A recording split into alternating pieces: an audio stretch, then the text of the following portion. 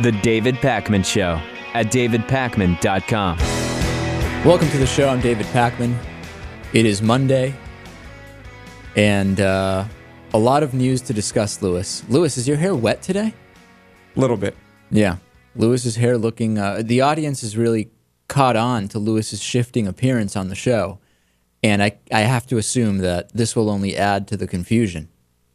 You can't do the same thing day in and day out, Dave. That's true.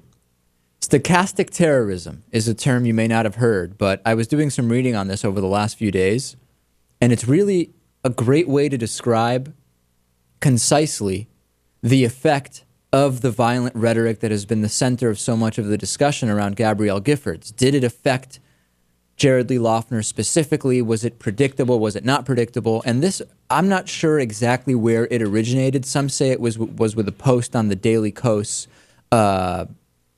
forums.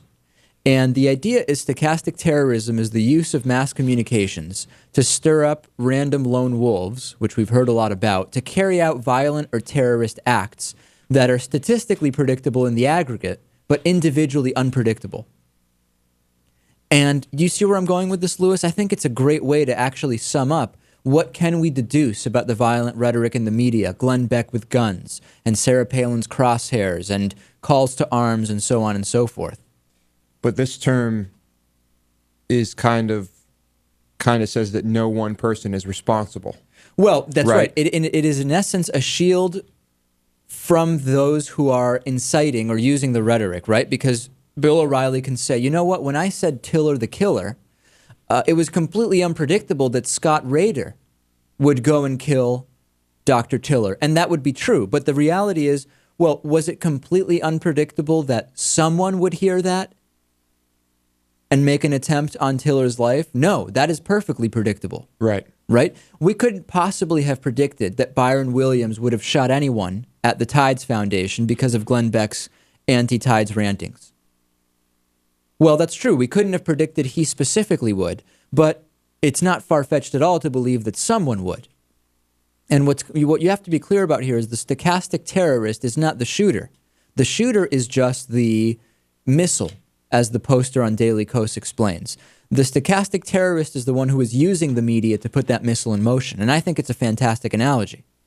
The idea of the lone wolf is true in the sense that from the point of view of the shooter, there is no direct link to the inciter, other than, for example, Byron Williams did say, well, I'm only angry with the Tides Foundation because Glenn Beck talks about it. So it creates the shield you're talking about, the veil, the guise of not being responsible, right? And this goes back to my reaction to we need more guns leading to more nuts with guns at any given time. Because, like I said, at any time, there are hundreds of people, maybe more, I don't know, Lewis, who would have the right combination of factors that could turn them into missiles. And the more people that have legal guns, statistically, we can't predict individually, right? We can't predict it would have been Jared Lee Loughner or Scott Rader or whoever, but statistically, someone is going to become the missile for a stochastic terrorist. Are you buying this? I think it's compelling. It does make sense, but now that I'm thinking about this whole argument, I'm thinking of the video game thing, right? Okay. Okay, let's say a million kids are playing Grand Theft Auto. Fine. And of course, I'm always the person who says video games do not promote violence. We've talked to people who say that that's not true. Right. But let's face it, one of those kids is probably going to go think it's fun to reenact something in some type of way that he sees in that game. Okay. So it's kind of the same thing. It is similar, but there is a difference. And you can kind of apply this to anything. There's a difference, though, because I think we have to look at motive, right? I mean, if we say, is there a motive really? Like, is it responsible for the people on the airwaves to be saying these things? Is it responsible for the video game makers to make this gratuitously violent video game? Yeah, I mean, I guess there is a similarity, but there is also a lot of difference there. There's also a lot of difference. And the other difference also is that we're talking about, I mean, I guess you have to pay to have cable, but going beyond that, the rhetoric is getting into a lot of other areas. It is becoming talking points for politics. It goes beyond just Fox News or talk radio or whatever. If we're talking about a video game, we could have that conversation, but we're talking about a video game that presumably is purchased. Right. And it is not that all of a sudden you open the newspaper and a narrative from Grand Theft Auto is being repeated. Whereas death panels, for example, is something that starts with an individual media outlet or a group of politicians, Right. and it becomes pervasive. So unless someone's living under a rock, they will be exposed to what we're talking about. Chances are. I mean, think about it. Scott Rader was a lone wolf. No one would have predicted he specifically would have gone after George Tiller. And to me, it was completely predictable someone would. Richard Poplawski, he shot the 5 Pittsburgh, Pennsylvania police officers. He left 3 dead and 2 wounded. He was a bitter white supremacist, paranoid about Obama taking his guns. Those who were going after or following this Obama will take your guns rhetoric couldn't have predicted it would have been Richard from Pittsburgh who would have gone out and shot somebody.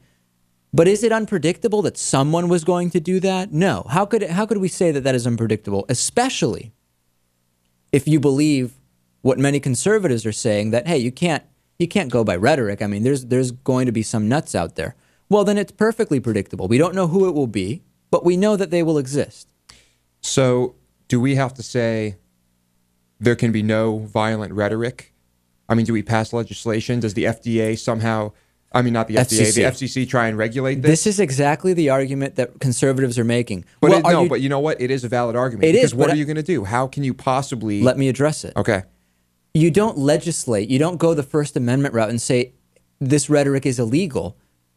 People are creating this false dichotomy where either we do nothing or you literally make rhetoric illegal, violent rhetoric illegal, which is completely subjective. Those aren't the options. The idea is, let's make it clear that the violent rhetoric is negative and have these people choose not to use it, right? We're not talking about taking away people's free speech rights. I don't believe that there would be any legitimacy to doing that. I'm not saying that, and I don't think really any progressives are saying that. What I'm saying is, let's create a situation where we acknowledge and understand the effect of the rhetoric, and maybe Glenn Beck will choose not to have the picture of him with a gun on his homepage. I'm not talking about taking away free speech rights. You're talking about people taking responsibility for their actions. That's all I'm saying, yeah.